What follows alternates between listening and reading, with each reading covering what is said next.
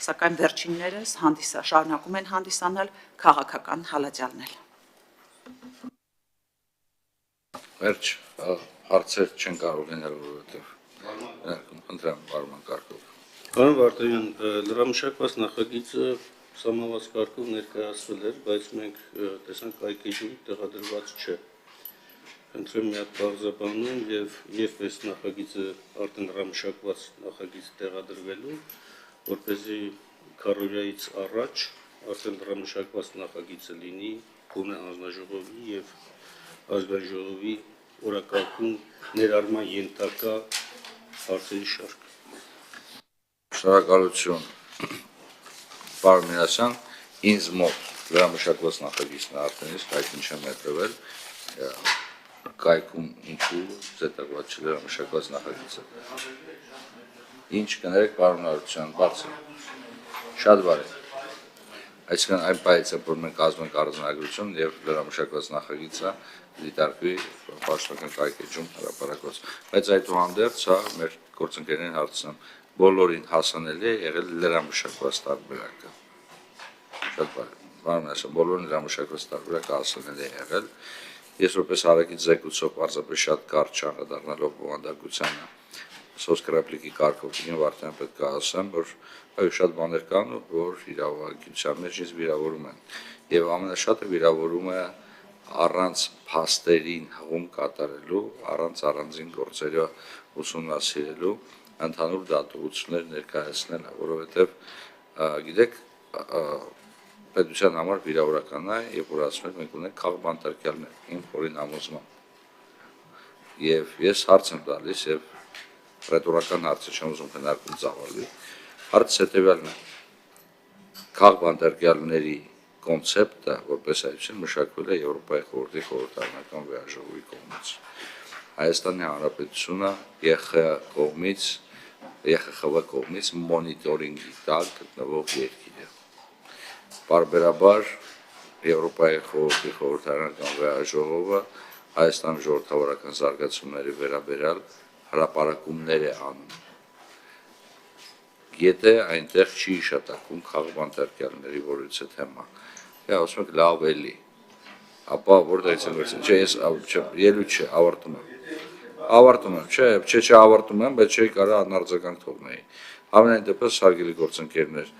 ես կրկին վերահաստատում եմ իմ մոտեցումը, որ այս նախագիծ ներկայացվել էր ազգային ժողովրդի ընդդիմադիր Հայաստան խմբակցություն հնարավորություն ունենալ կազմակերպել լսումները կազմակերպվել են եւ ըստ էության ես չեմ կարողանում հասկանալ նաեւ նախագծի արդիականությունը, բայց պետք է երկու բան ասեմ։ Առաջին, ես համարում եմ, պարոն Մինասյան, որ մենք պետք է քննարկման առարկա դարձնենք հետեւյալ հարցը։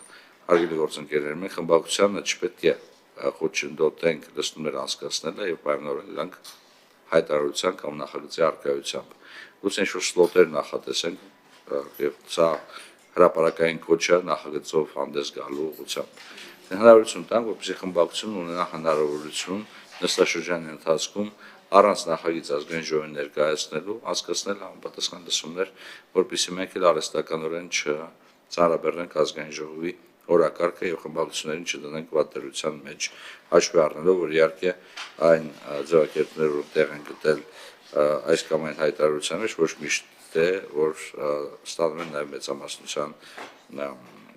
դրական քվեն։ Ինչևէ, իմ դիրքորոշումը չի փոխվել, ես մտածում եմ, որ նախագիծը զուրկ է իրավական որոշակիությունից, ցավոք եւ այն եզրակացությունը ներկայացել եմ նախագծի քննարկման ժամանակ այս փոփոխություններով հանդերձ փոփոխության չի ենթարկվել։ Այսքանը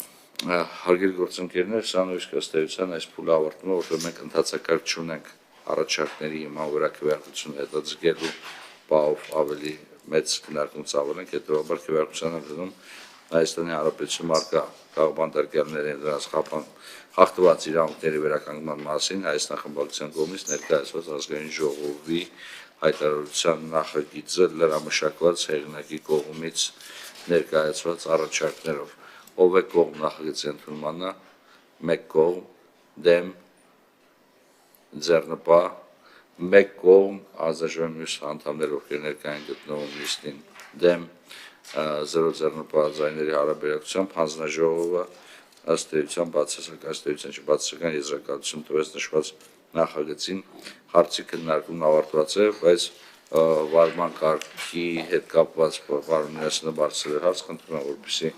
ապահովեք, որ արձանագրությունը կազմելուց հետո նախագծի դրամշակված տարբերակը զետեղված լինի պաշտոնական կայքեջում եւ հասանելի լինի բոլորին։ Հարցի քննարկումն ավարտվեց, շնորհակալություն։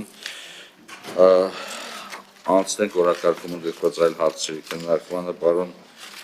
Քոչարյանն է մեզ միացել, ես առաջարկում եմ քննարկենք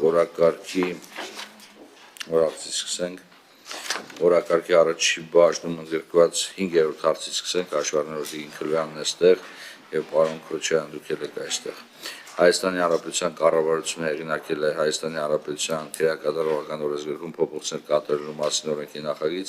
այս հարցով հիմնական զեկուցող հանդիսանում արտադրության նախարար տեղակալ պարոն Գևորգ Քոչարյանը, հարակից զեկուցող հանդես գա պատգամավոր Տիկին Անուշ Քլոյանը։ Հիմնական զեկուցում ներկայացնելու համար պարոն Քոչարյան խոսքը փոխանցում եմ ձեզ, խնդրեմ։ Շնորհակալ